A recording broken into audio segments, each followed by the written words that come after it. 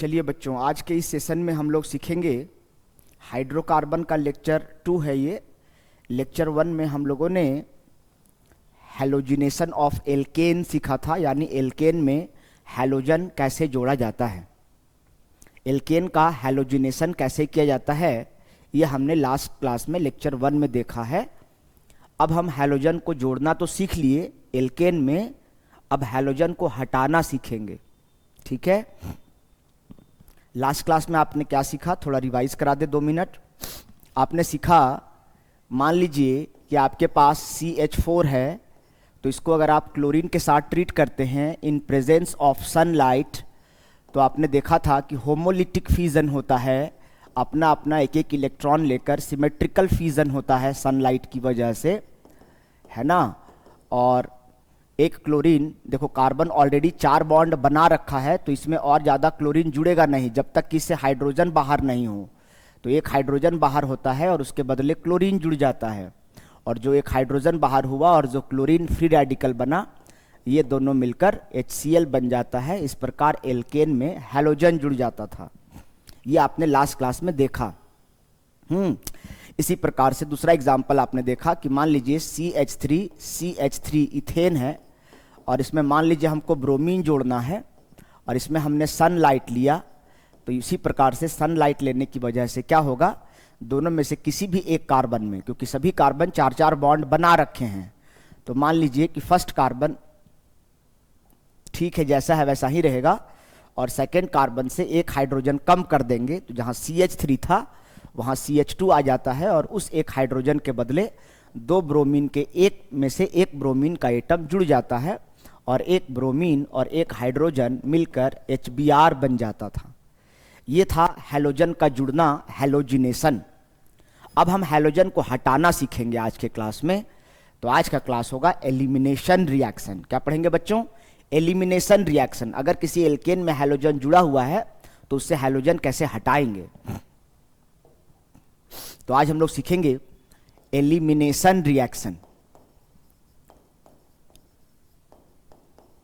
Elimination reaction, eliminate करना मतलब remove करना होता है, हटाना होता है। एलिमिनेशन का मतलब होता है रिमूवल ऑफ हैलोजन। ध्यान समझिएगा, और कभी भी सिर्फ हैलोजन नहीं हटेगा, हैलोजन के साथ हाइड्रोजन भी हटेगा। Removal of halogen from alpha carbon, from alpha carbon, अभी सब समझाते हैं। And hydrogen atom, and hydrogen atom from beta carbon, किस कार्बन से? From beta carbon, to form, और ये दोनों मिलकर क्या बना देते हैं, हट करके, जैसे ही दोनों हटेगा तो हेलो एल्केन से एल्कीन बनेगा। From halo alkane, halo alkane से अगर एल्कीन बनाना हो तो उसके लिए एलिमिनेशन रिएक्शन किया जाता है। इसके लिए जो रिएजेंट होता है, इस पे भी ध्यान देने की ज़रूरत है कि इसका जो रिएजेंट होता है, कभी भी अगर एलिमिनेशन करना हो, हैलोजन जोड़ना हो, तब तो आपको समझ में आ गया है, लेकिन अगर हैलोजन हटाना हो तब उसके लिए रिएजेंट क्या होता है, तब उसके लिए जो हम रिएजेंट यूज़ करते हैं वो होता है एल्कोहलिक बेस। कोई भी बेस ले सकते हैं, एल्कोहलिक KOH ले सकते हैं, एल्कोहलिक NaOH ले सकते हैं। इस प्रकार का कोई भी बेस का इस्तेमाल, एल्कोहलिक मतलब कंसंट्रेटेड, है ना, पावरफुल, स्ट्रॉन्ग बेस लेना है। जैसे उदाहरण के लिए मान लीजिए कि आपके पास है CH3 CH2 Cl, ये है क्लोरोइथेन, और इसमें अगर हम डाल देंगे एल्कोहलिक KOH, क्या डाल देंगे? एल्कोहलिक KOH, तो ऐसा करने से क्या होगा देखिएगा। ये आप देखिए, जिस कार्बन से हैलोजन अटैच है इस कार्बन को अल्फा कार्बन कहेंगे, ये है हैलोजन, क्लोरीन हैलोजन है, और डायरेक्ट जिस कार्बन से कनेक्ट रहता है इस कार्बन को कहते हैं अल्फा कार्बन, और अल्फा कार्बन से जुड़े हुए हाइड्रोजन को कहा जाता है अल्फा हाइड्रोजन, और अल्फा कार्बन से जो डायरेक्ट कार्बन कनेक्ट रहता है उसको कहा जाता है बीटा कार्बन, और बीटा कार्बन से जुड़े हुए हाइड्रोजन को कहा जाता है बीटा हाइड्रोजन। तो अल्फा कार्बन से हाइड्रोजन बाहर होगा और बीटा कार्बन से हाइड्रोजन बाहर होगा, और इस प्रकार देखो बीटा कार्बन से एक हाइड्रोजन बाहर होगा, तो CH3 से एक हाइड्रोजन बाहर होगा तो क्या बचेगा? CH2। उसके बाद सिंगल बॉन्ड है। अब CH2Cl से Cl बाहर होगा तो क्या बचेगा, CH2 बच जाएगा, Cl निकल गया। अब ध्यान देना है कि इस कार्बन बीटा से भी कुछ बाहर निकल गया और अल्फा से भी कुछ बाहर निकल गया।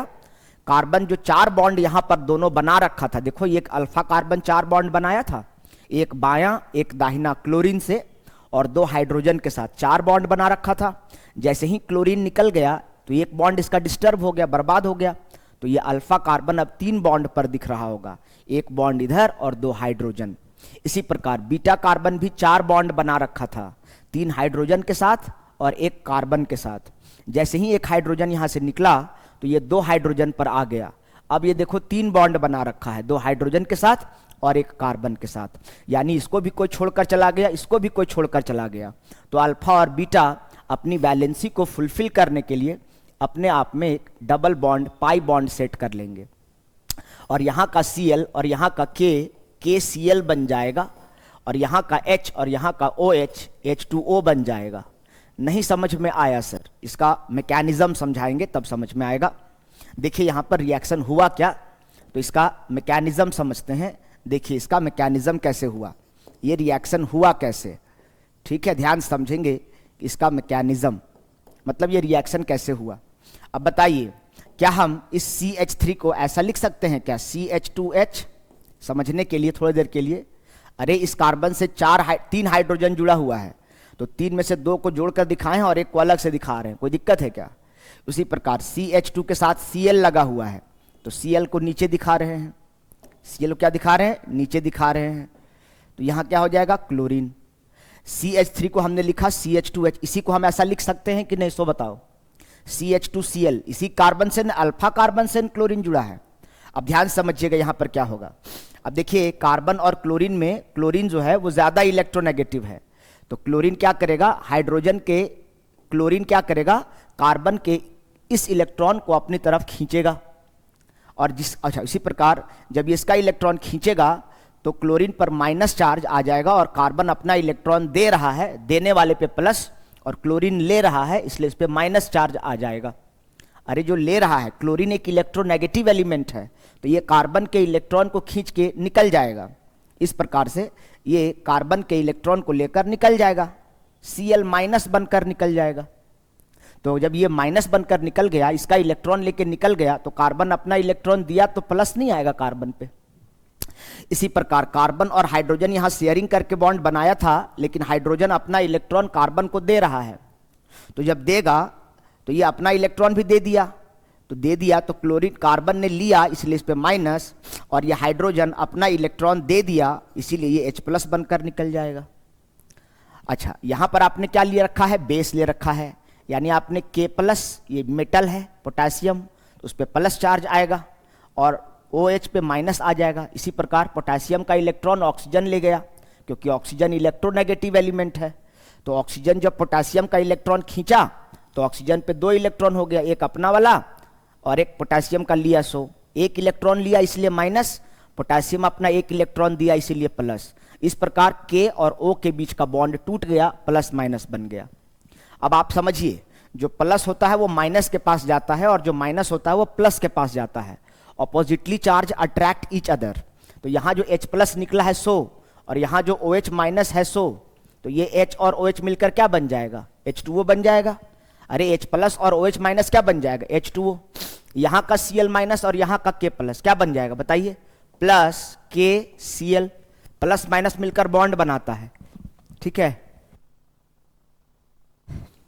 अब उसके बाद इसके बाद क्या है, यहां पे बचा के आपके पास वो ध्यान दीजिएगा, यहां पर आपके पास CH2 सिंगल बॉन्ड CH2 और एक कार्बन के पास प्लस का चार्ज है और एक कार्बन के पास माइनस का चार्ज है।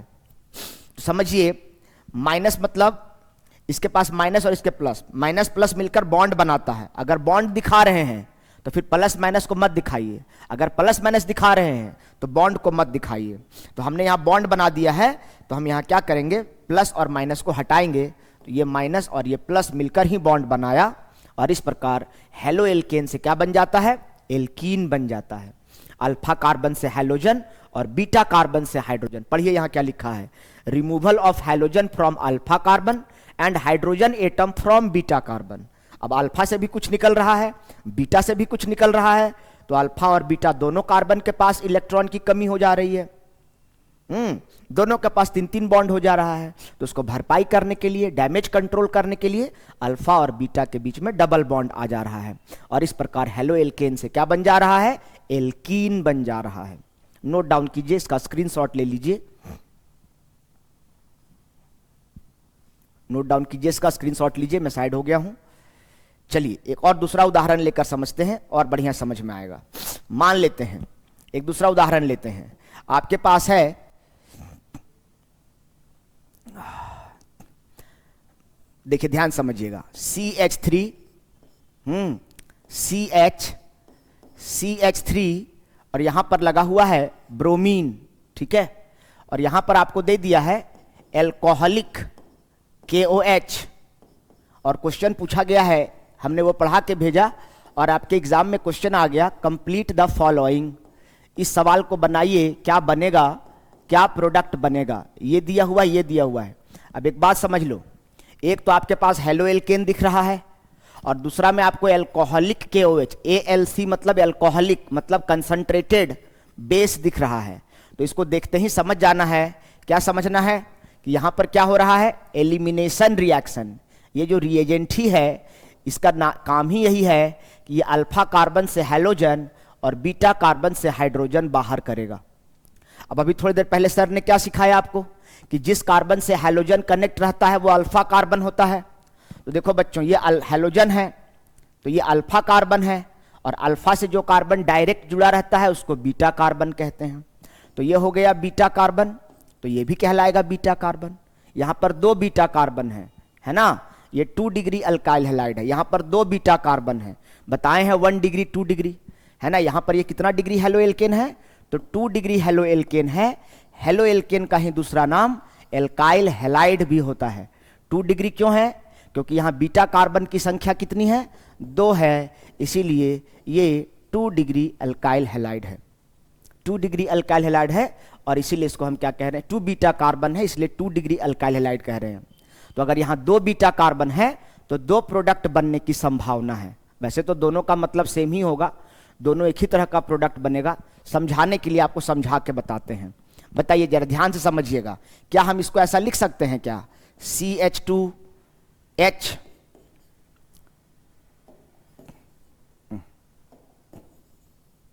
जरा समझिएगा, CH2H, क्या इसको लिख सकते हैं CH3 को? उसके बाद फिर क्या है आपके पास? उसके बाद है CH, उसके बाद क्या है? CH2। अब जरा देखिएगा ध्यान से, यहां पर क्या लगा हुआ है? क्लोरीन, और यहां पर हाइड्रोजन। ये अल्फा है और ये दोनों बीटा कार्बन है, ठीक है। तो बीटा कार्बन से हाइड्रोजन बाहर निकलता है, इसीलिए इसके हाइड्रोजन को हम अलग दिखा रहे हैं, इसके हाइड्रोजन को अलग दिखा रहे हैं, और अल्फा कार्बन में क्लोरीन है। तो 2 प्रोडक्ट बनने की संभावना है। आपको समझ में नहीं आ रहा है क्या करें? तो नहीं करें, नहीं समझ में आ रहा है तो कोई बात नहीं, एक बार अल्फा और बीटा 1, मान लो इसको बीटा 1 बोल दिए तो इसको बीटा 2 बोल देंगे। तो एक बार अल्फा से हाइड्रोजन और बीटा 1 से हाइड्रोजन बाहर करेंगे, तो जिन 2 कार्बन की चीजें हटेंगी उन दोनों में डबल बॉन्ड आएगा, और बाकी चीज जैसा है वैसा ही रह जाएगा। नहीं समझ रहे हैं? जैसे ये है बीटा 1, ये अल्फा, बीटा 2 से कुछ नहीं कर रहे हैं, नहीं समझ रहे हैं? बीटा 2 से कुछ नहीं कर रहे हैं तो बीटा 2 एज इट इज रहेगा, यानी ये CH3 जैसा है वैसा ही रहेगा। अब अल्फा CHBr से, अच्छा यहां Br था तो यहां Cl कैसे आ गया आप सोच रहे होंगे।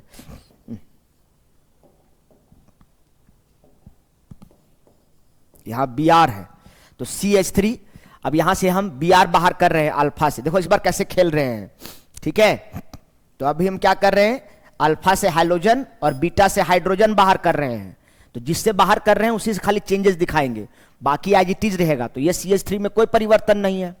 अब यहां पर CHBr से Br निकल गया तो क्या बचा? CH, और दूसरा बार क्या है? और यहां दूसरा है आपके पास बीटा कार्बन, CH2 से H निकल गया तो बचा क्या? CH3 से H निकला तो CH2, और इन दोनों के बीच में क्या आ जाएगा? अल्फा और बीटा 1 के बीच में क्या आ जाएगा? Double bond. दूसरा संभावना क्या हो सकता है? दूसरा को जरा ध्यान समझिएगा। इस बार हम अल्फा बीटा 1 से बाहर किए थे, इस बार हम अल्फा और बीटा 2 से बाहर करेंगे, ठीक है, इस बार अल्फा बीटा 1 से किए, इस बार अल्फा बीटा 2 से बाहर करेंगे, तो अल्फा और बीटा 2 के बीच में डबल बॉन्ड आएगा।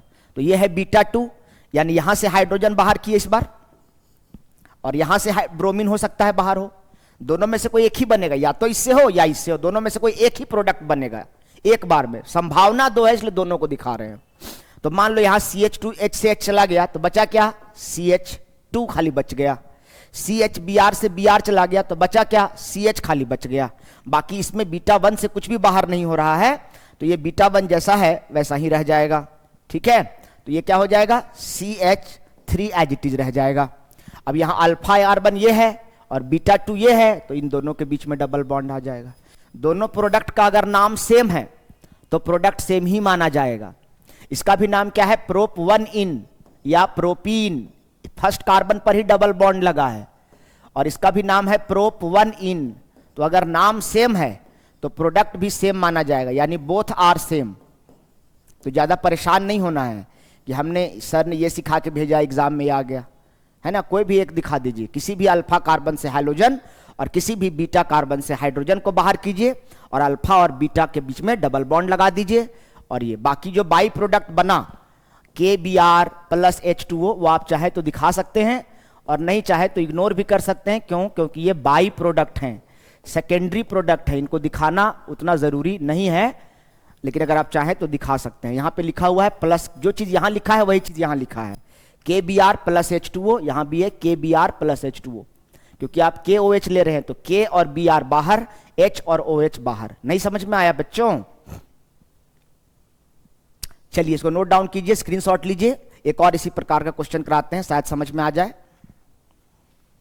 ठीक है, चलिए लिखिए, स्क्रीनशॉट ले लीजिए, कॉपी करिए वीडियो को पॉज करके, चलते हैं। तो इस प्रकार से आपको एलिमिनेशन रिएक्शन समझ में आ गया कि अल्फा कार्बन से हाइड्रोजन और बीटा कार्बन से हाइड्रोजन बाहर होता है और अल्फा और बीटा के बीच में डबल बॉन्ड आ जाता है, और इसके लिए जो रिएजेंट चाहिए वो एल्कोहलिक KOH चाहिए होता है, एल्कोहलिक NaOH भी ले सकते हैं। ठीक है, अब इसी प्रकार से तीसरा हम लोग चलते हैं। मान लीजिए हमने ये पढ़ा के भेज दिया और यहां से क्वेश्चन आ गया, ठीक है, यहां पर हो गया Cl और यहां आपको दे दिया गया एल्कोहलिक KOH और बोला कि क्या बनेगा, क्या बनेगा सो पूछा जा रहा है। तो यहां पे क्या है, क्लोरो साइक्लो, ये क्या है, साइक्लोहेक्सेन है, और साइक्लोहेक्सेन में क्लोरीन लगा है, तो इसका नाम क्या हो जाएगा, हेलोएल्केन। तो पहले क्लोरीन का नाम लिखेंगे, यानी इसका नाम क्या होगा, क्लोरो साइक्लोहेक्सेन। क्या नाम होगा इसका, क्लोरो साइक्लोहेक्सेन, ये C लिखा हुआ है, क्लोरो साइक्लोहेक्सेन है ये। अब देखिए सर ने क्या कहा कि जिस कार्बन से हाइड्रोजन अटैच रहता है वो अल्फा रहता है, तो ये वाला कार्बन अल्फा कहलाएगा, और यहां कॉर्नर में कार्बन है मतलब बीटा, यहां कॉर्नर में कार्बन है मतलब बीटा, फिर से यहां 2 बीटा है, कोई दिक्कत नहीं है। तो किसी एक को बीटा 1 बनाओ, किसी एक को बीटा 2 बना लो, इसको बीटा 1 और इसको बीटा 2। आपको समझना पड़ेगा, क्या समझना पड़ेगा, देखिए ध्यान से, यहां पर अगर क्लोरीन है तो यहां पर कार्बन हमेशा 4 बॉन्ड बनाता है, अगर यहां नहीं दिख रहा है इसका मतलब यहां पर 2 हाइड्रोजन पहले से है, यहां पर 2 हाइड्रोजन पहले से है, सभी जगह 2-2 हाइड्रोजन है। इसी प्रकार यहां पर भी हाइड्रोजन और यहां पर भी हाइड्रोजन, और इसी प्रकार यहां सब जगह पर 2-2 हाइड्रोजन है, और यहां पर है ना, यहां पर क्या है, 1 2 3 बॉन्ड दिख रहा है, मतलब यहां पर एक हाइड्रोजन रहा होगा। ठीक है, अब क्या है, सर ने क्या कहा कि ये वाला इसमें हाइड्रोजन कनेक्ट है, मतलब ये अल्फा है, तो ये वाला बीटा है और ये वाला बीटा है, इसका नाम बीटा 2 है, इसका नाम बीटा 1 है। तो एक बार बीटा 1 से बाहर कर लो, एक बार बीटा 2 से बाहर कर लो। मान लो एक बार अल्फा और बीटा 1 के बीच में खेल खेल रहे हैं और एक बार अल्फा और बीटा 2 के बीच में खेल खेल रहे हैं, तो क्या प्रोडक्ट बनेगा, तो दोनों सेम ही प्रोडक्ट बनेगा। देख लो फिर भी समझने के लिए, मान लो इस बार अल्फा और बीटा 1, बीटा 1 किसको बोल रहे हैं, इधर वाला, चलो तो अल्फा और बीटा 1 से बाहर कर रहे हैं, तो बीटा 1 से एक हाइड्रोजन बाहर हुआ और अल्फा से हाइड्रोजन बाहर हुआ, तो अल्फा और बीटा 1 के बीच में क्या आ जाएगा, डबल बॉन्ड आ जाएगा, बाकी चीजें ऐसी ही रहेंगी, और यहां पर क्या आ जाएगा, डबल बॉन्ड आ जाएगा। ठीक है, बाकी अगर आप इसको इस फॉर्म में लिखना चाहें तो लिख सकते हैं। यहां पर सिर्फ क्या रह जाएगा, एक हाइड्रोजन रह जाएगा, और यहां पर क्या रह जाएगा, एक हाइड्रोजन निकल गया तो यहां भी एक ही हाइड्रोजन रह जाएगा, बाकी सभी जगह पर 2-2 हाइड्रोजन पहले से था, तो सभी जगह पर दो दो हाइड्रोजन एज इट इज रह जाएगा, बाकी जगह में तो कोई परिवर्तन नहीं होगा ना, तो बाकी जगह दो दो हाइड्रोजन रह जाएगा। इसी प्रकार मान लो इस बार अल्फा और बीटा 2 के बीच में खेल खेल रहे हैं, तो अल्फा और बीटा 2 के बीच में खेल रहे हैं, तो इस बार मान लीजिए अल्फा कार्बन से क्लोरीन बाहर हुआ और बीटा 2 से एक हाइड्रोजन बाहर हुआ, तो इस बार डबल बॉन्ड इधर आ जाएगा। तो इस प्रकार से जो साइक्लोहेक्सेन था यहां पे डबल बॉन्ड आ जाएगा, और अल्फा कार्बन से क्लोरीन और हाइड्रोजन दो चीज जुड़ा था, क्लोरीन निकल गया तो बचा क्या, सिर्फ हाइड्रोजन बच गया। बीटा 2 से दो हाइड्रोजन था तो एक हाइड्रोजन निकल गया तो सिर्फ एक हाइड्रोजन बचा। बाकी बीटा 1 से कोई परिवर्तन नहीं, तो बीटा 1 में दो हाइड्रोजन था जुड़ा रहेगा, यहां पर दो हाइड्रोजन था जुड़ा रहेगा, इसी प्रकार से यहां दो हाइड्रोजन था ये जुड़ा रहेगा, है ना, सब जगह दो दो हाइड्रोजन था, ये अल्टीमेटली कनेक्ट ही रह जाएंगे, सिर्फ अल्फा और बीटा 2 के बीच में परिवर्तन देखने को मिलेगा।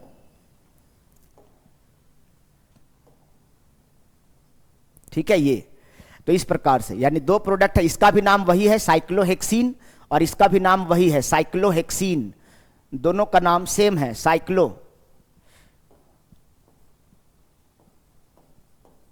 और इसका भी नाम क्या है साइक्लोहेक्सीन। तो ज्यादा टेंशन लेने की जरूरत नहीं है, कहीं से भी अल्फा से हैलोजन और बीटा से हाइड्रोजन बाहर कीजिए और अल्फा और बीटा के बीच में डबल बॉन्ड लगा दीजिए, बोथ प्रोडक्ट सेम है। यानी इसका आंसर क्या हो जाएगा सर, सरल भाषा में अगर जिस हिसाब से पूछा था उस हिसाब से खाली ये कर देते तो ये इसका आंसर हो जाता। ठीक है, अल्फा से क्लोरीन और बीटा से हाइड्रोजन डबल बॉन्ड, बाकी इतना खोल करके मैंने समझाने के लिए आपको दिखाया है ना, बाकी आप चाहे तो डायरेक्ट भी ऐसे बनाकर आंसर कर सकते हैं। चलिए इसका स्क्रीनशॉट ले लीजिए। तो अब हम लोगों ने यहां पर एल्केन में हैलोजन जोड़ना सीख लिया, एल्केन से हैलोजन हटाना सीख लिया। अब हम लोग आगे चलेंगे और पढ़ेंगे यहां जितना पढ़े हैं। अच्छा, अब हैलोजिनेशन ऑफ एल्केन के बाद हैलोजिनेशन ऑफ एल्कीन सीखने जा रहे हैं।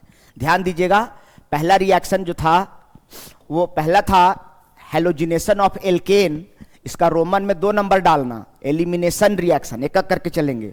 सबसे पहला लेक्चर में आपने पढ़ा हैलोजिनेशन ऑफ एल्केन, उसको रोमन में 1 नंबर डालिएगा, ये एलिमिनेशन रिएक्शन था।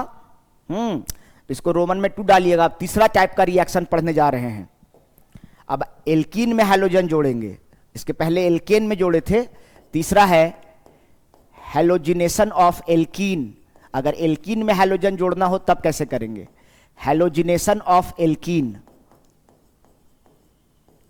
और फिर एल्कीन से हैलोजन हटाना सीखेंगे। एल्कीन का मतलब कार्बन कार्बन डबल बॉन्ड है, और अगर उसमें हैलोजिनेशन करना है तो कैसे करेंगे, तो हेडिंग देंगे हैलोजिनेशन ऑफ एल्कीन।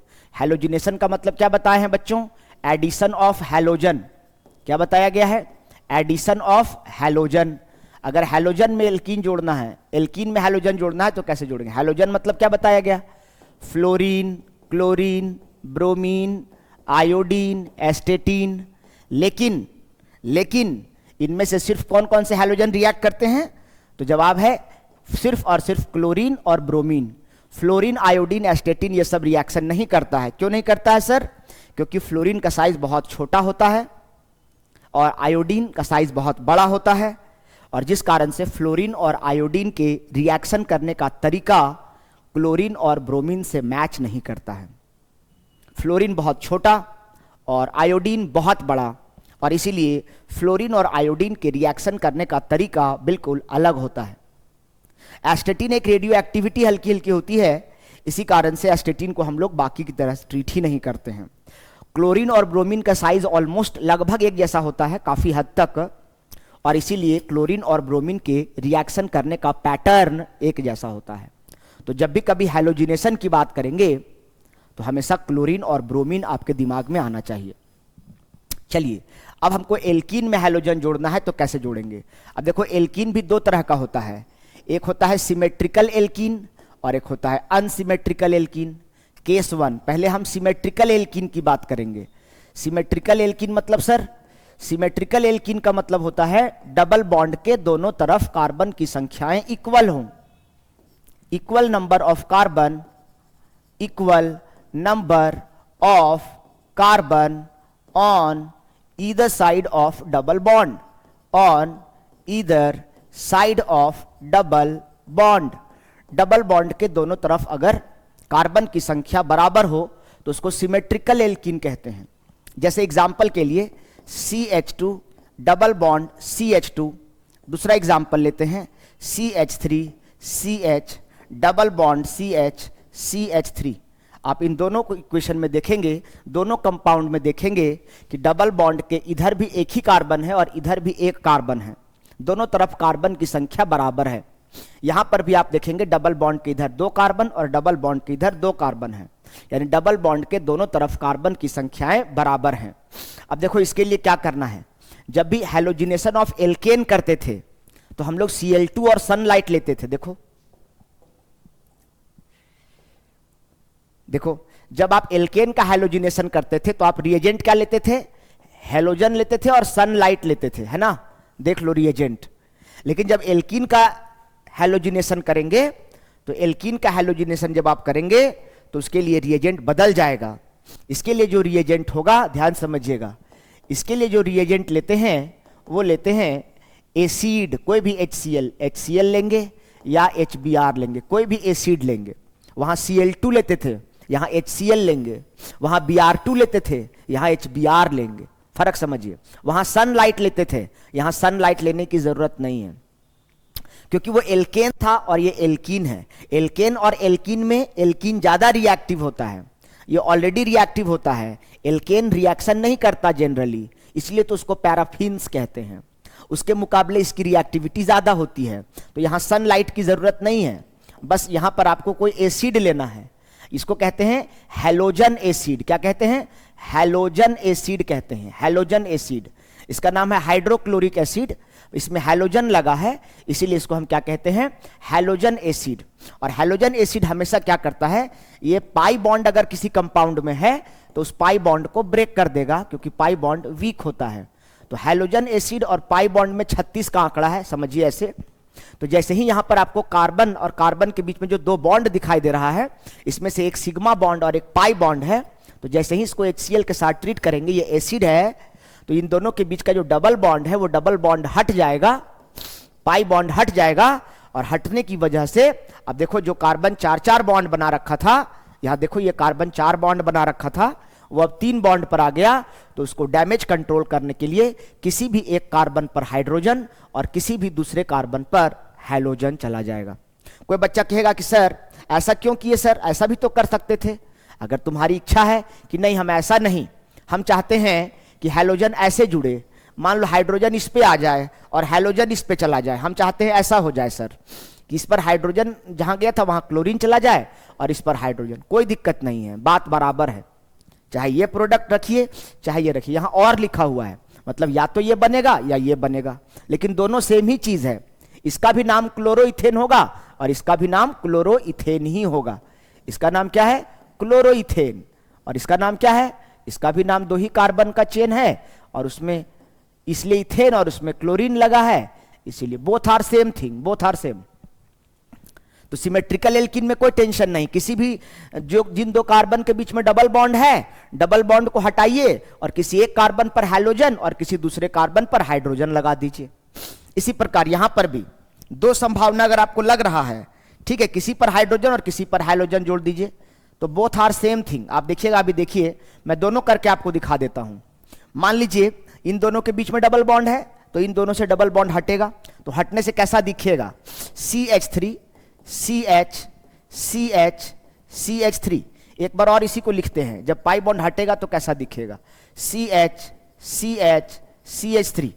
मान लीजिए कोई बच्चा कहेगा नहीं सर, हमने क्या कहा कि जैसे ही आप इसको एसिड के साथ ट्रीट करेंगे, मान लीजिए यहां पर हमने HBr ले लिया, सपोज क्या ले लिया, HBr, तो किसी भी कार्बन पर हाइड्रोजन और उसके बगल वाले पाई बॉन्ड पर विनाइलिक कार्बन कहते हैं इसको। जो कार्बन डबल बॉन्ड से बंधे होते हैं उनको विनाइलिक कार्बन कहते हैं। अभी समझाते हैं। कोई बच्चा कहेगा नहीं, इस पर हम फर्स्ट पर हम ब्रोमीन जोड़ेंगे और इस पर हाइड्रोजन जोड़ेंगे, तो कोई दिक्कत नहीं है, इसका भी नाम वही होगा जो नाम इसका है। कैसे, अगर ब्रोमीन यहां पर लगा है तो काउंटिंग राइट हैंड साइड से होगा और इसका नाम बनेगा 2-ब्रोमो-ब्यूटेन। क्या नाम होगा इसका, 2-ब्रोमो-ब्यूटेन। और अगर नीचे वाले की बात करें तो इसका भी नाम वही रहेगा, क्या नाम रहेगा, 2 ब्रोमो ब्यूटेन। चेक कर लो आप, जिधर से हैलोजन नजदीक आएगा उधर से काउंटिंग होगा। इधर से काउंटिंग करेंगे तो 3 नंबर पर ब्रोमीन आ रहा है, इधर से काउंटिंग करेंगे तो 2 ही नंबर वाले कार्बन पर ब्रोमीन आ रहा है। तो नियम कहता है कि उधर से काउंटिंग करना है जिधर से ब्रांच नियरेस्ट आए। तो इधर से 2 पर ब्रोमीन ब्रांच है, इधर से 2 पर ब्रोमीन ब्रांच है, इसलिए यहां पर आरएचएस काउंटिंग होगा और यहां लेफ्ट हैंड साइड से काउंटिंग होगा। चलिए नोट डाउन कीजिए, बोथ आर सेम थिंग। तो सिमेट्रिकल एल्कीन में कोई टेंशन नहीं है, किसी भी एक 2 कार्बन के बीच में डबल बॉन्ड हटाइए और किसी भी एक कार्बन पर हाइड्रोजन और दूसरे पर हैलोजन जोड़ दीजिए, हैलोजन एसिड के साथ तुरंत ये एल्कीन से हेलो एल्केन बन जाएगा। सभी बातों को नोट डाउन करिए, अच्छे से साफ सुथरा लिखिएगा। हो गया, चलें आगे।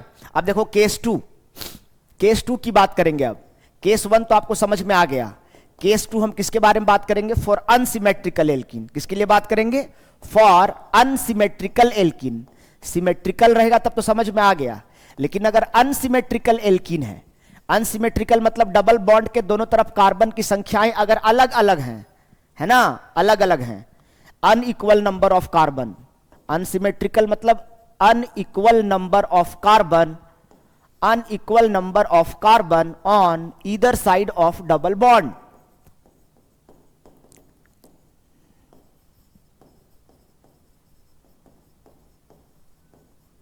ठीक है, अनइक्वल नंबर। इसके पहले सिमेट्रिकल जब पढ़े थे तो यहां क्या पढ़े थे? देखिए, equal number of carbon, symmetry मतलब बराबर, यहां पर क्या है? Unequal number of carbon, unsymmetrical alkene. तो जब अनसिमेट्रिकल एल्कीन रहेगा तो इसमें थोड़ा नियम का पालन करना है, ध्यान समझिएगा। देखिए मान लीजिए, उदाहरण लेकर समझते हैं। मान लीजिए आपके पास है CH3, आपके पास है CH और फिर है डबल बॉन्ड CH2। यहां पर इसको हम अनसिमेट्रिकल एल्कीन इसलिए कहेंगे क्योंकि डबल बॉन्ड के एक तरफ 2 कार्बन है और डबल बॉन्ड के एक तरफ 1 कार्बन है, यानी दोनों तरफ कार्बन की संख्याएं अलग हैं, भिन्न हैं, और इसीलिए इसको इक्वल नहीं है, इसीलिए इसको अनसिमेट्रिकल एल्कीन कहते हैं। अब जैसे ही इसको आप HCl के साथ ट्रीट करेंगे तो 2 प्रोडक्ट यहां बनने की संभावना है। वहां पर दोनों प्रोडक्ट सेम बन रहा था, लेकिन यहां दोनों प्रोडक्ट जो बनेगा वो उसके बनने की संभावना अलग अलग है। ठीक है, सबसे पहले ये एसिड आपने लिया है, ये एसिड डबल बॉन्ड को तोड़ देता है, तो डबल बॉन्ड को तोड़कर कैसा बना देगा? CH3CH CH2। इसी प्रकार से CH3 CH CH2। अब यहां पर जब अनसिमेट्रिकल एल्कीन रहेगा तब मान लीजिए आप किसी भी कार्बन पर हाइड्रोजन और किसी कार्बन पर हैलोजन जोड़ेंगे तो प्रोडक्ट सेम नहीं आएगा। जैसे मान लीजिए, जैसे वहां पर हम लोग करते थे, या मान लीजिए यहां पे इस कार्बन पर हमने हाइड्रोजन जोड़ दिया और इस कार्बन पर क्लोरीन जोड़ दिया।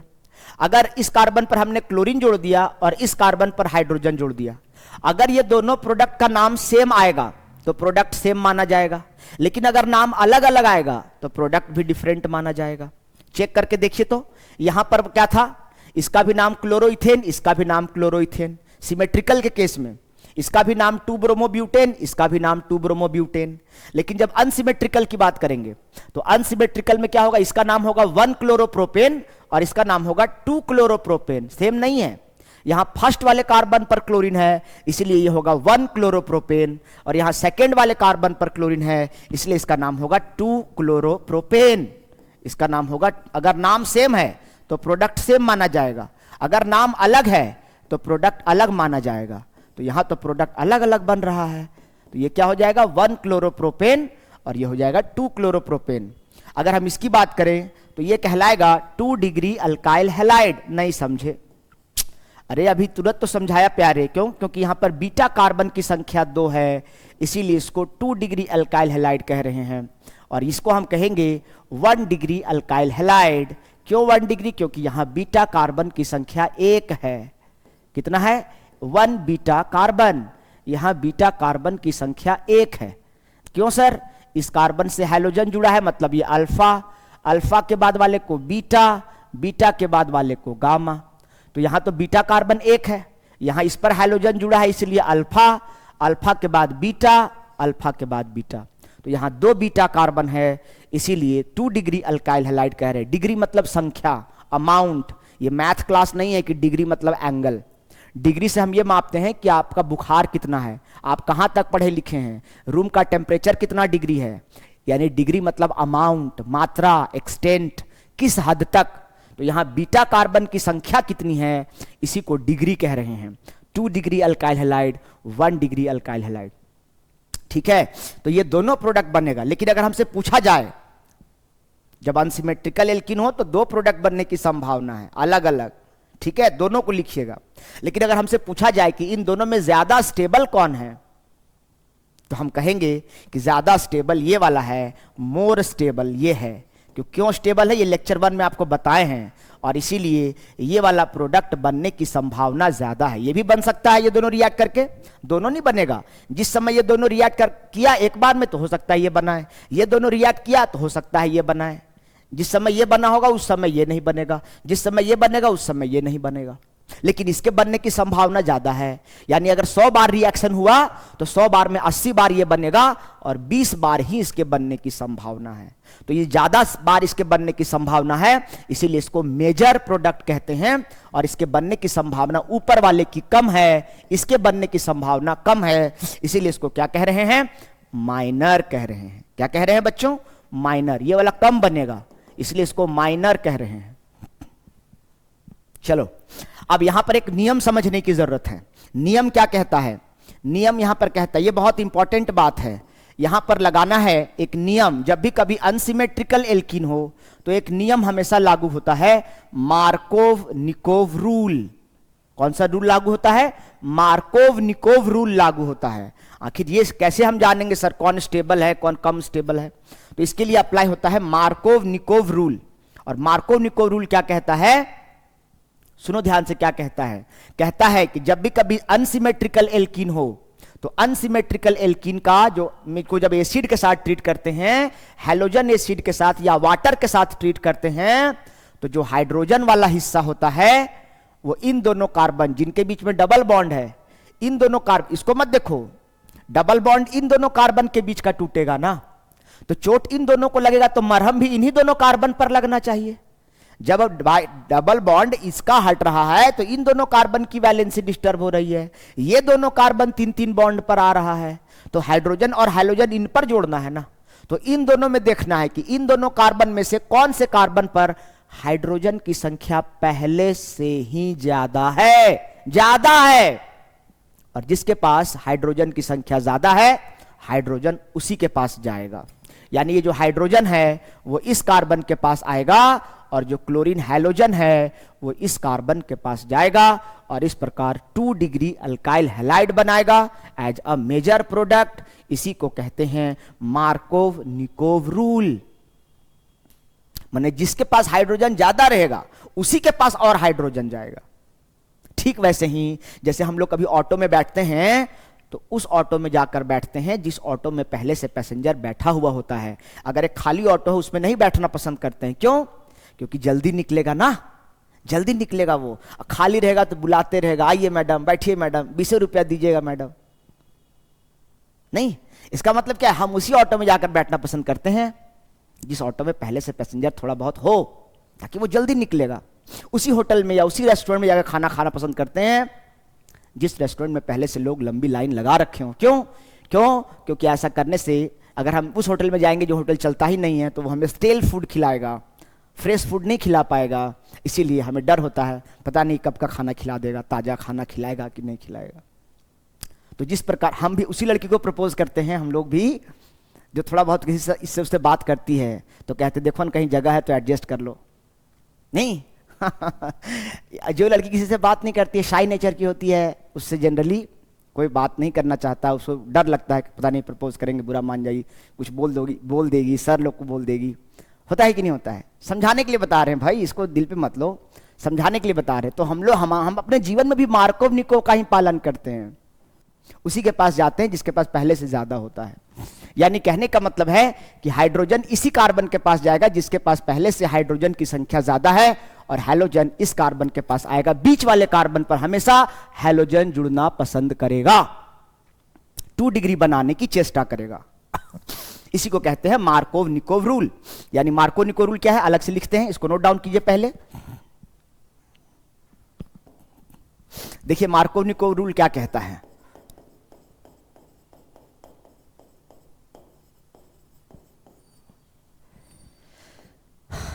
The hydrogen atom of halogen acid will go to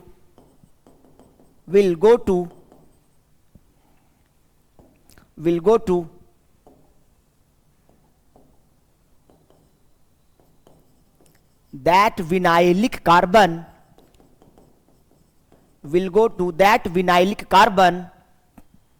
of unsymmetrical alkene which have already more number of hydrogen atom to form 2-degree alkyl halide as major product. Example CH3 CH double bond CH2, अगर इसको हम HBr के साथ treat करेंगे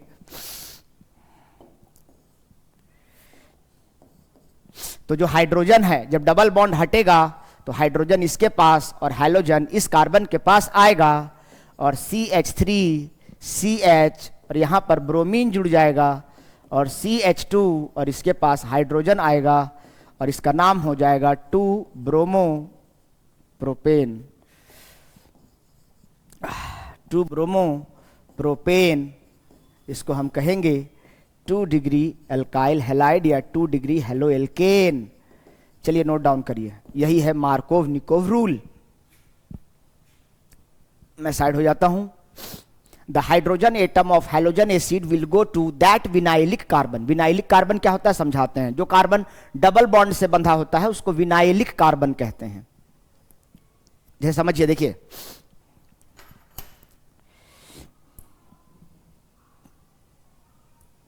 देखिए vinylic और allylic भी लगे, हाँ सब पहले भी बताए होंगे आपको। CH3 CH double bond CH CH2 CH3, जो कार्बन डबल बॉन्ड से बंधे होते हैं इन कार्बन को विनाइलिक कार्बन कहा जाता है। जो कार्बन डबल बॉन्ड से बंधे होते हैं इनको विनाइलिक कार्बन कहा जाता है, जो डबल बॉन्ड से बंधे होते हैं। और डबल बॉन्ड से बंधे होने के कारण उनको sp2 हाइब्रिडाइज्ड कहा जाता है।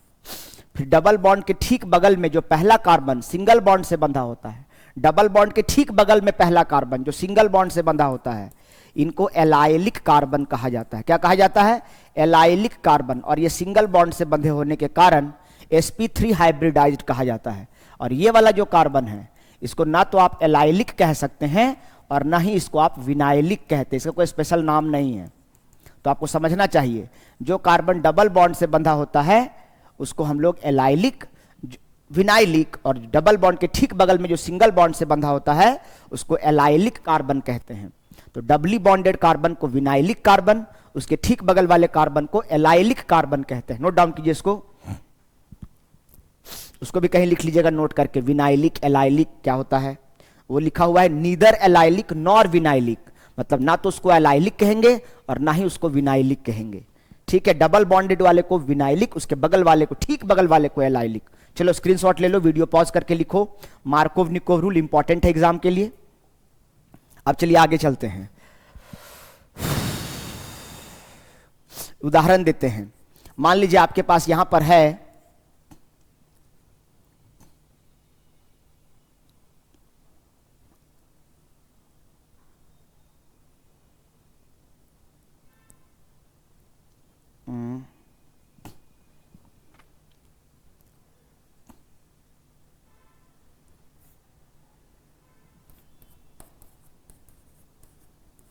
क्या प्रोडक्ट बनेगा, सो पूछता है।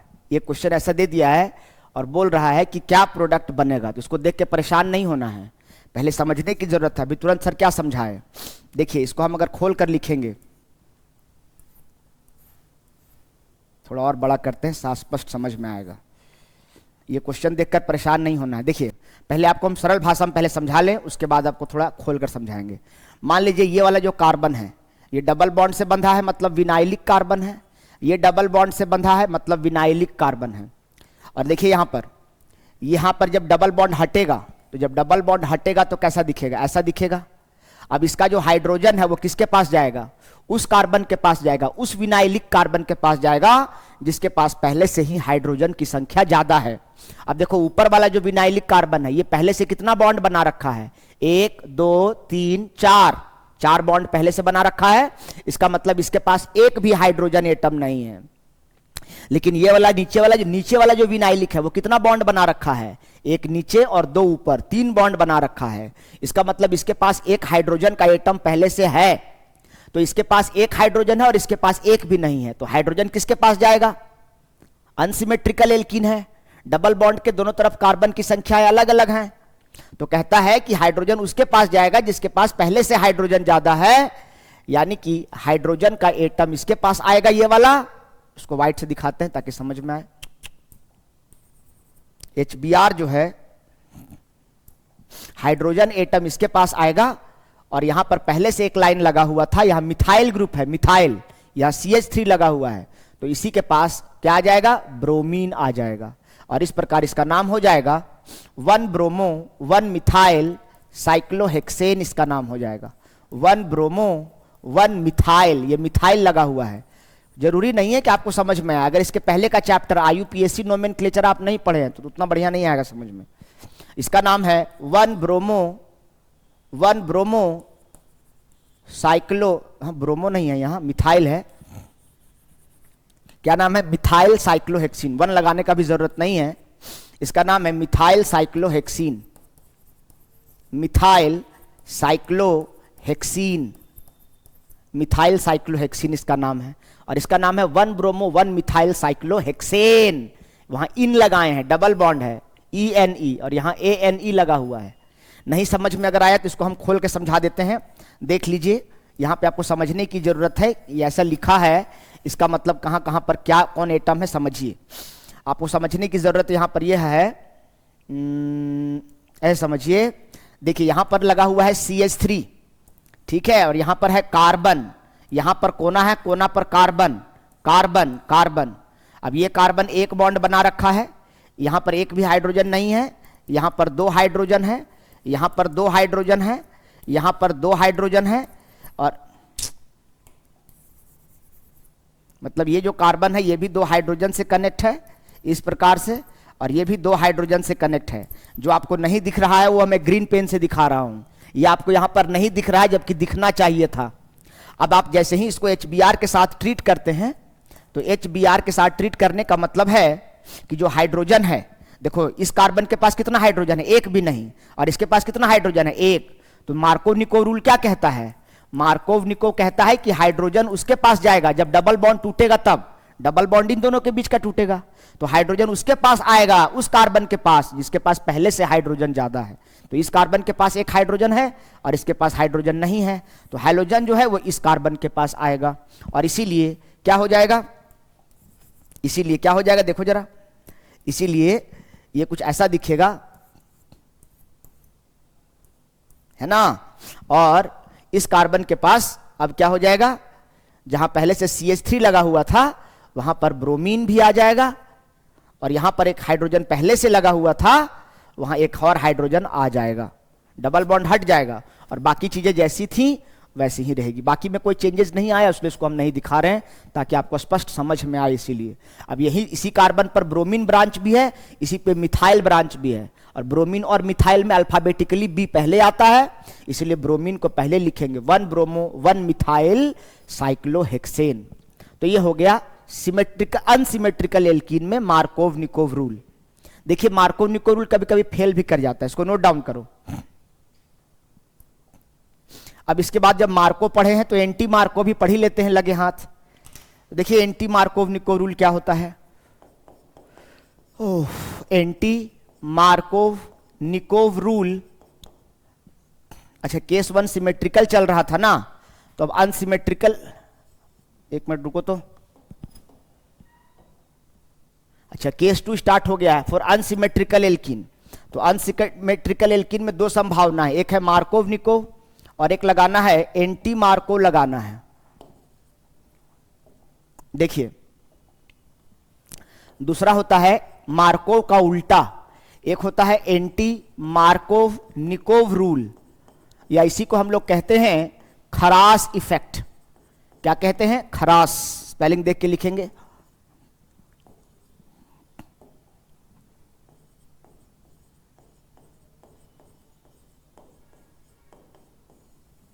एंटी मार्कोव निकोव रूल, या इसी को कहते हैं खरास इफेक्ट। देखिए ये क्या होगा, आपके पास है CH3, यही क्वेश्चन है, CH double bond CH2 plus HBr और साथ में यहां पर लिख दिया है पेरोक्साइड। क्या लिख दिया है? पेरोक्साइड। जैसे कि हाइड्रोजन पेरोक्साइड, इसको हम कहते हैं हाइड्रोजन पेरोक्साइड। क्या कहते हैं? Hydrogen peroxide. या दूसरा हो सकता है C6H5CO का होल ट्वाइस O2, इसको कहते हैं बेंजोइल पेरोक्साइड। क्या कहते हैं? Benzoyl peroxide. तो अगर इसी क्वेश्चन में सब कुछ सेम है, बस खाली आपको पेरोक्साइड शब्द अगर लिख दिया तो समझ जाना कि यहां पर अब क्या लगेगा? एंटी मार्कोव लगेगा, मार्कोव का उल्टा लगेगा। यानी जो हाइड्रोजन नियम के हिसाब से इस पर आना चाहिए था, वो हाइड्रोजन अब इस कार्बन के पास जाएगा, और हाइड्रोजन जिसको यहां पर आना चाहिए था, बीच में जाना चाहिए था हाइड्रोजन को, वो किनारे वाले कार्बन पर आकर जुड़ेगा, उल्टा लगेगा। ये ऐसा हम कब जानेंगे सर कि कब वो लगेगा कब ये लगेगा? तो अगर पेरोक्साइड लिख दिया है तो समझ जाइएगा कि मार्कोव नहीं लगेगा, अब एंटी मार्कोव लगेगा, क्योंकि पेरोक्साइड के केस में मार्कोव निकोव रूल फेल हो जाता है। तो जब पेरोक्साइड रहेगा तो हाइड्रोजन इसके पास आने के बजाय हाइड्रोजन वहां चल जाएगा, और हाइड्रोजन को वहां जाने के बजाय हाइड्रोजन यहां आ जाएगा।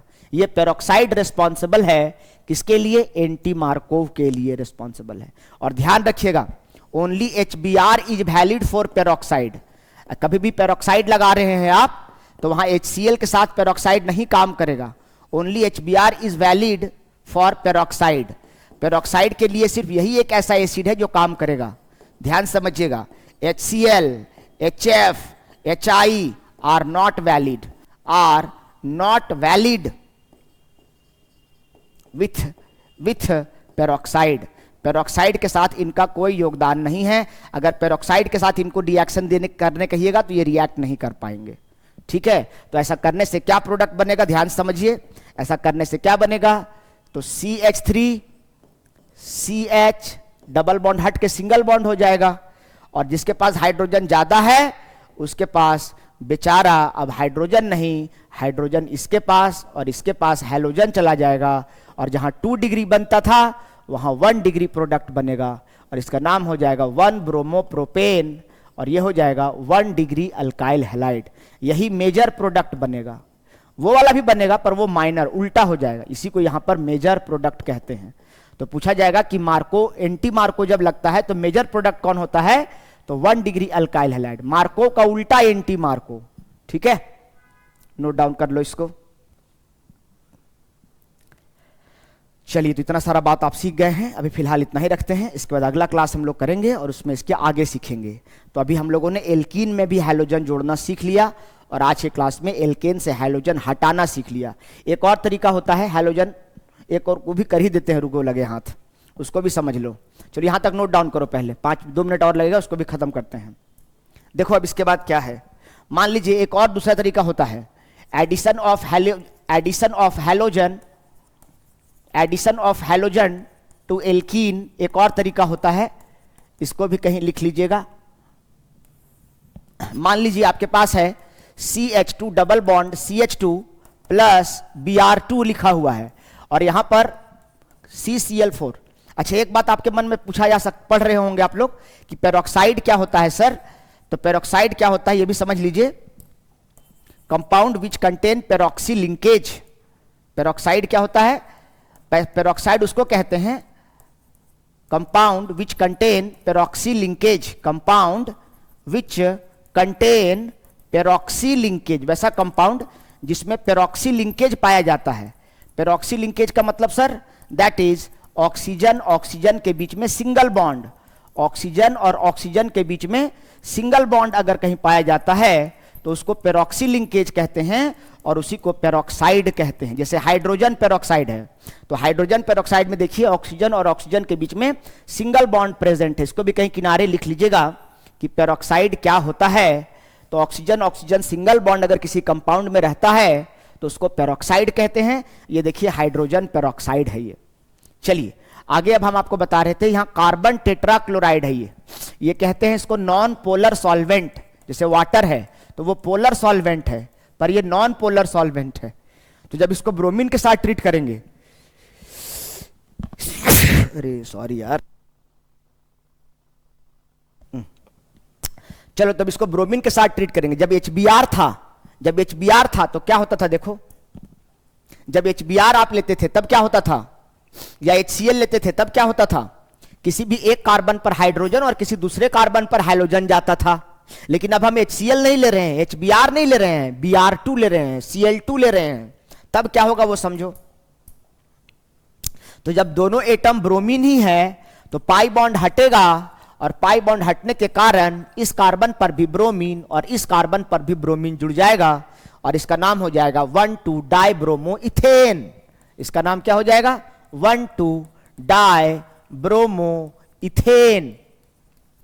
इसी प्रकार से मान लीजिए ऐसा रहता CH3CH डबल बॉन्ड CH2 और प्लस सेम रहता Br2 और CCl4, तब क्या होता सर, तब भी वही, इसमें कोई परिवर्तन नहीं, बस खाली डबल बॉन्ड हटता और डबल बॉन्ड हटने की वजह से डबल बॉन्ड जब हटता तो इस कार्बन पर भी ब्रोमीन और इस कार्बन पर भी ब्रोमीन आ जाता और 1,2 दोनों विनाइलिक कार्बन पर, ये विनाइलिक है, ये विनाइलिक कार्बन है और ये एलाइलिक कार्बन है, तो इसको कहते हैं विनाइलिक एडिशन, विनाइलिक एडिशन।